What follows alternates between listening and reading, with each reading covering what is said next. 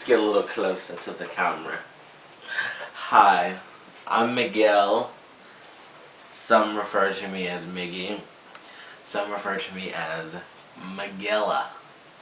I really don't have a preference. You can stop moving closer. Oh, you can't see? Can't see. Oh, I'm sorry. I just want to be close. But it's fine. It's fine. Okay, so now it's time for Uncle Miguel's Ambien'd bedtime story. Now this is not like the other fables that I've told before of death and destruction, little people peeking behind sofas to see you. This has to deal with harmony, with peace, unicorns and rainbows and everything like that. Our story starts in Weewahitchka. Now this is a little unknown part of Weewahitchka. There's a little forest. It's called Bromby. It's Bromby Forest in Weewahitchka. Now what happened back about 10 years ago? There was a group of young kids from the local middle school, and they would gather every day after school to discuss what was going on. Some people had an amazing lunch. Some people got detention. Some people even hid alcohol in their lockers and got caught. Weewahitchka. So one day, as they're in the forest, the Bromby Forest, and they're talking and they're thinking to themselves, you know, have you ever looked at the teachers and realized that we actually outnumber them?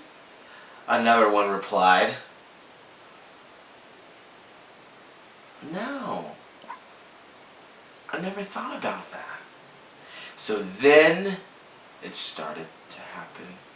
You could feel it in the air as the excitement of the kids, their brains were prickling with activity of thoughts of this is what we're going to do. They were going to hatch a plan that has never been thought, heard, or written about, ever. It was a Friday. All things seemed calm. There was an assembly at the school where the principal was going to give out attendance awards for kids who had been to school on a regular basis every day.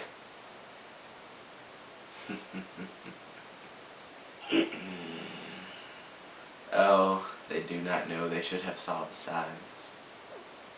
The principal got on stage. He started giving out welcoming acknowledgments. And then it happened. The lights went out.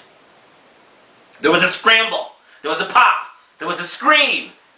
Before you knew it, the kids were in complete chaos everywhere. We didn't know what was going to happen. An adult yelled, "Turn on the lights! Someone please turn on the lights!" They turned the lights on.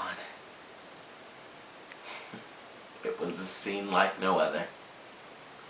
Every single adult, even the school nurse, Rebecca, they had all been tied up and put onto the platform, the stage area. So now the kids had complete free roam of the school. All the adults were tied up in handcuffs, some in trapper keepers. They were all tied up. They didn't know what to do. So the kids had already had this all planned out. So, one by one, the little kids got trucks, service trucks, because they had been training so much for this that a few of them had learned how to drive big trucks. So they emptied all of the adults into the trucks, and then they went to Bromby Field. Now with these adults who worked at the school in Weewahitchka, they sat there in the park, in the forest, waiting for the stroke of 5 o'clock. At 5 o'clock, At 5 o'clock, a big ship came down. It came twirling down.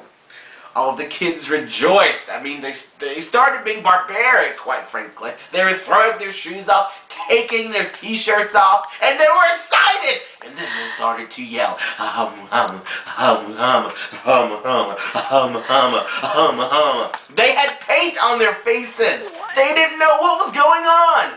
All of a sudden, these big flying saucers had approached over the school in the forest. What happened?